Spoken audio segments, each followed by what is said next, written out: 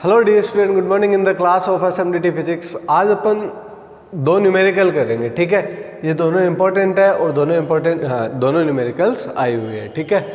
Second वाला तो नहीं बट फर्स्ट वाला श्योर आया हुआ है, ठीक है। और ये इंपॉर्टेंट था तो मैंने सोचा साथ में न्यूमेरिकल्स भी करवा देते हैं। तो देखिए यहाँ पे लिखा हुआ है prove that lambda is equal to K upon root of K bracket K plus M naught C square, ठीक है। जहाँ पर के क्या है, के है कण की गतिज ऊर्जा, के क्या है कण की गतिज ऊर्जा, ठीक है। और यहाँ पे एम नॉट क्या है, कण का विराम द्रव्यमान। अब देखिए अपन बात करते हैं इस पे, ठीक है। तो देखिए यहाँ पे ये बोला गया है कि आपको लैम्डा के लिए प्रूफ करना है कौन सी वैल्यू, के अपॉन रूट ऑफ समथिंग, ठीक है। तो देखिए यहाँ पे ऐसा कोई डेरिवेशन तो है नहीं हमारे पास, तो सीधे वैल्यू रख के अपन क्या करते, प्रूफ करते, ठीक है। तो अपन इतना जानते हैं कि भाई जो डी ब्रोगली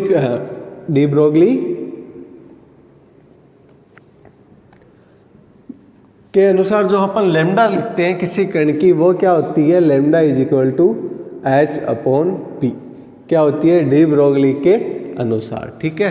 अकॉर्डिंग, देखिए अपन को न्यूमेरिकल में बस डाटा मैनेज करने रहते हैं, ठीक है। और जो पूछा गया उसको क्या रहता है, बनाना रहता है, ठीक है। तो देखिए अपन जानते हैं according to de Broglie lambda क्या हो गया, H upon P, where H क्या हो गया, एच हो गया प्लैंक कांस्टेंट, ठीक है, प्लैंक्स कांस्टेंट। और पी हो गया कण का संवेग, पी क्या हो गया, कण का संवेग, ठीक है। अब देखिए हमारे पास लेम्डा बराबर एच अपॉन पी आया। हम एक टर्म जानते हैं सापेक्षिकता के सिद्धांत के अनुसार, सापेक्षिकता के सिद्धांत के अनुसार, ठीक है। यहाँ पे अब हम दो टर्म लिखेंगे, उनको क्या करेंगे, मैनेज करेंगे। अब देखिए अपन ने पहले ही लिख दिया सापेक्षिकता के सिद्धांत के अनुसार। ये न्यूमेरिकल मैंने इसलिए ही करवाया कि अचानक जब एग्जाम पे आता है ना तो अपन उसको इतना नहीं सोच पाते, ठीक है। हालांकि है कुछ नहीं, दो टर्म यूज करना है इसमें, ठीक है। तो सापेक्षिकता के सिद्धांत के अनुसार अपन जानते हैं ई इक्वल्स टू होता है M naught C square plus K. इसको आप बोल दीजिए इक्वेशन 1, ठीक है। तथा एक चीज और जानते हैं अपन, क्या, ई स्क्वायर इक्वल्स टू होता है P square C square M naught square C की पावर 4। कितना, P square C square M naught square C की पावर 4, ठीक है स्टूडेंट। इसको आप बोल दीजिए इक्वेशन 2, बोल दिए, ठीक है।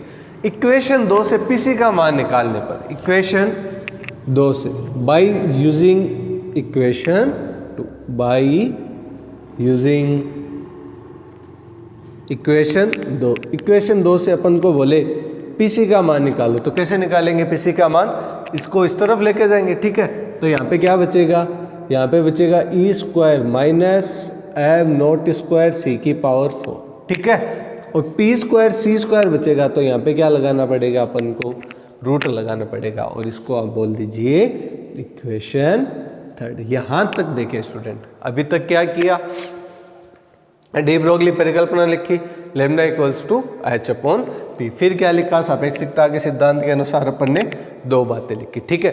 अब इक्वेशन 2 से हमने किसकी वैल्यू निकाली, पीसी की वैल्यू फाइंड आउट कर ली। और पीसी की वैल्यू में एक वैल्यू आ रही है किसकी, ई की, किसकी स्टूडेंट, ई स्क्वायर की। तो ई स्क्वायर की वैल्यू देखिए, ई की वैल्यू है हमारे पास, ठीक है। तो ई स्क्वायर क्या हो जाएगा, उसका होल स्क्वायर, क्या, होल स्क्वायर। तो यहाँ पे पीसी बराबर कितना आ जाएगा, रूट ऑफ ई का होल स्क्वायर, मतलब M naught C square plus K का whole square minus M naught square C की पावर 4, कितनी हो जाएगी, सी की पावर 4। अब देखिए स्टूडेंट, जब अपन a प्लस बी का होल स्क्वायर खोलेंगे, ठीक है। देखिए यहाँ पर जब अपन वैल्यू क्या करेंगे, सोल्व करेंगे, ठीक है। तो यहाँ पे वैल्यू कितनी बनेगी, यहाँ पे बन जाएगी पीसी बराबर root of M naught square C की घात 4 plus K square plus 2ab then 2k M naught C square minus कितना हो जाएगा, एम नॉट स्क्वायर और सी की घात कितनी हो जाएगी, 4 हो जाएगी, ठीक है।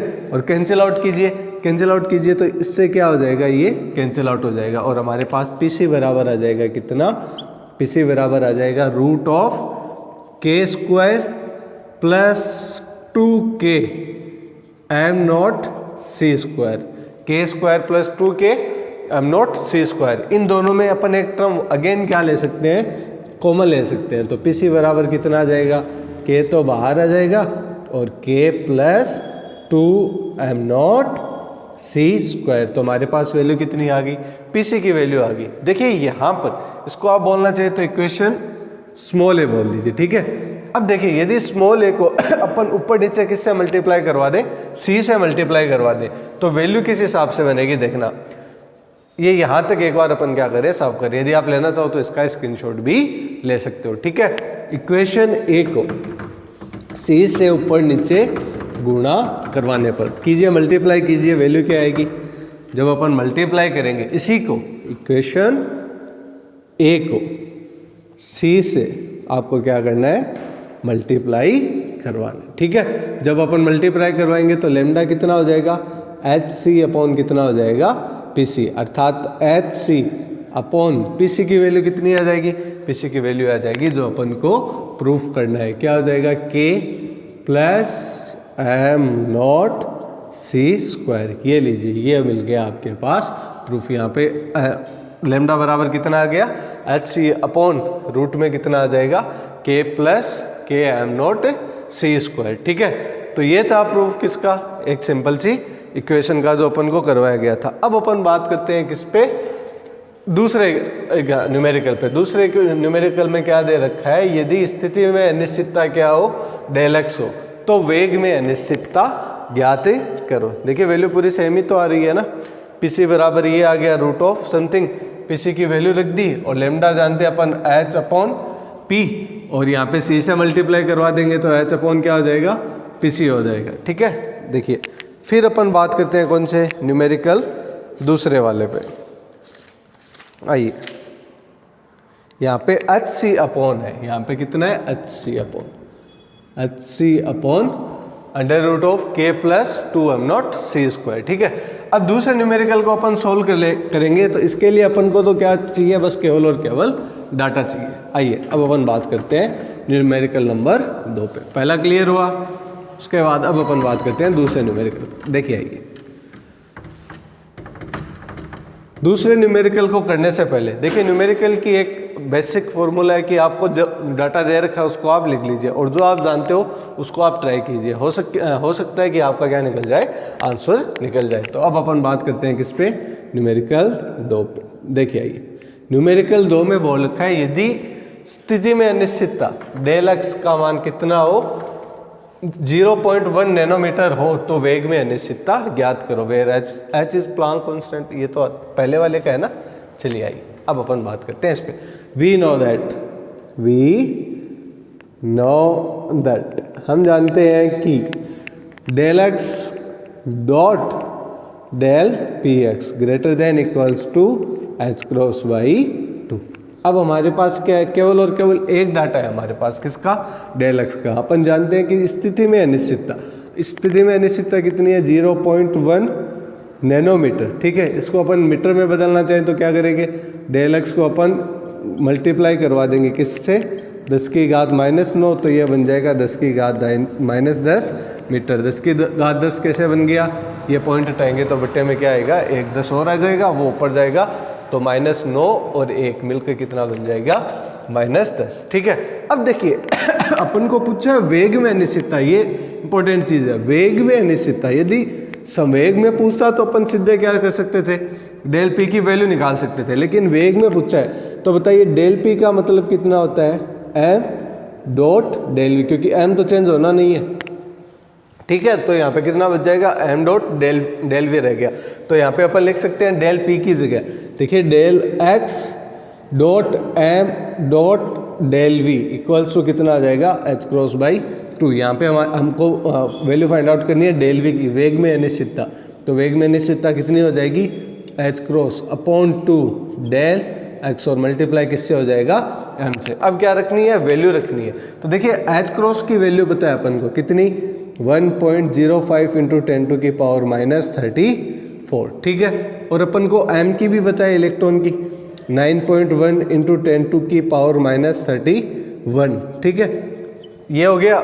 और डेल एक्स की वैल्यू पता है, डेल एक्स की वैल्यू अभी निकाली हमने कितनी, डेल एक्स बराबर लिखा है 10⁻⁻10 मीटर। ये सारी वैल्यू अपन क्या करेंगे, पुट करेंगे तो हमारे पास किस में अनिश्चितता आ जाएगी, वेग में अनिश्चितता आ जाएगी। चलिए वैल्यू पुट करते हैं 1.05 इंटू 10⁻⁻34/2 डेल एक्स 10⁻⁻10 और m कितना हो गया 9.1 गुणा 10⁻⁻31। इसको जब अपन सोल्व करेंगे तो लगभग हमारे पास क्या आ जाएगी, वैल्यू आ जाएगी, ठीक है। तो इससे अपन क्या निकाल लेंगे, वैल्यू निकाल लेंगे, ठीक है। तो ये था आपके पास एक न्यूमेरिकल पार्ट, दो न्यूमेरिकल थे, इंपॉर्टेंट थे। पहला तो प्रूफ था और दूसरा क्या था, आपको बस एक टर्म सोल्व करनी थी, किसकी, डेल एक्स और डेल पी एक्स की। जब आप इसको सोल्व करोगे तो आपके पास वैल्यू आएगी 5.8 इंटू 10⁵ समथिंग लाइक दिस, ऐसा कुछ, ठीक है। जो भी वैल्यू आए आप क्या कर लेना, निकाल लेना, ठीक है।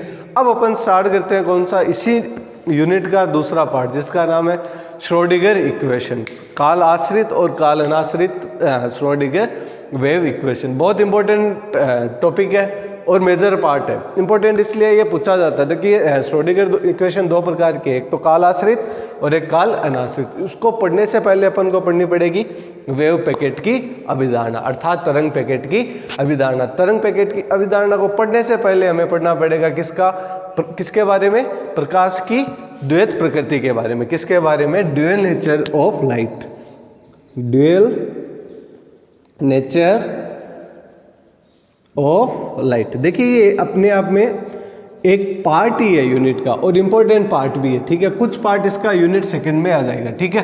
ये आप ध्यान रखना भाई, यूनिट सेकंड में इसका कुछ पार्ट आ जाएगा और कुछ पार्ट रह जाएगा यूनिट फर्स्ट में। तो ये आप बोल सकते हैं कि यूनिट सेकंड क्या होगी, हमारी स्टार्ट होगी, ठीक है।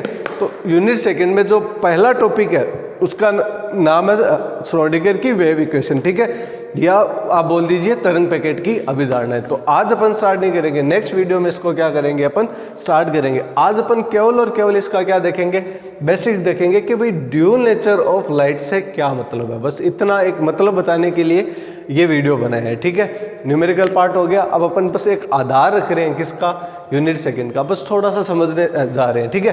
तो देखिए ड्यूअल नेचर ऑफ लाइट क्या है, प्रकाश की द्वैत प्रकृति क्या है।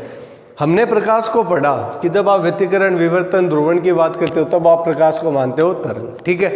लेकिन बात करें डेविसन जर्मर प्रयोग की, बात करें ये थॉमसन वाले प्रयोग की, तो उसमें अपन प्रकाश को क्या मान लेते हैं, पार्टिकल फॉर्म में मान लेते हैं, ठीक है। इसका मतलब क्या हुआ कि यदि कहीं पर प्रकाश है तो वो एग्जिस्ट करता है किस पे, ड्यूअल नेचर पे, अर्थात उसकी द्वैत प्रकृति क्या है, संभव है। समझिए वापिस, जब प्रकाश के साथ क्या करे, आन्योनिक क्रिया करे, फॉर एग्जाम्पल व्यतिकरण हो गया, विवर्तन हो गया, ध्रुवण हो गया, अपवर्तन हो गया, परावर्तन हो गया, तब अपन खुल के बोलते हैं कि ये क्या है, हाँ ये तरंग है, प्रकाश, ठीक है। लेकिन जब अपन बात करें क्वांटम इफेक्ट की, फोटो इलेक्ट्रिक इफेक्ट की, डेविसन जर्मर प्रयोग की, तब अपन धड़ल्ले से बोलते हैं पार्टिकल क्या है, कण है। इसका मतलब प्रकाश यदि तरंग और कण दोनों प्रकृति रख सकता है तो ऐसा क्यों नहीं हो सकता कि एक पार्टिकल को अपन v वेलोसिटी से उछाले तो उसके साथ भी क्या होनी चाहिए, एक तरंग होनी चाहिए। क्या होनी चाहिए, तरंग होनी चाहिए। अर्थात एक गतिशील कण अपने साथ क्या रखता है, एक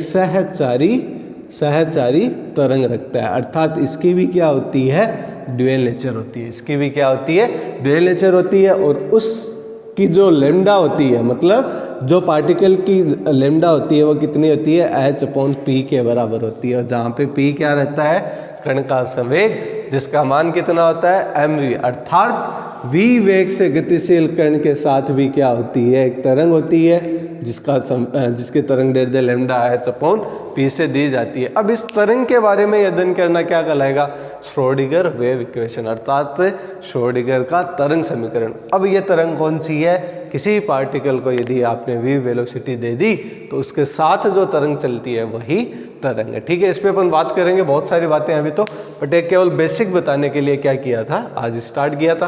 कल अपन बात करते हैं वेव पैकेट की अवधारणा पर। Thanks for this video watching. इस वीडियो से रिलेटिव कोई भी डाउट, कोई भी क्वेरीज हो तो असम-डीटी फिजिक्स का जो ग्रुप बनाया है उस पर आप मैसेज करके पूछ सकते हो। Thanks for this video watching. Thank you बेटा।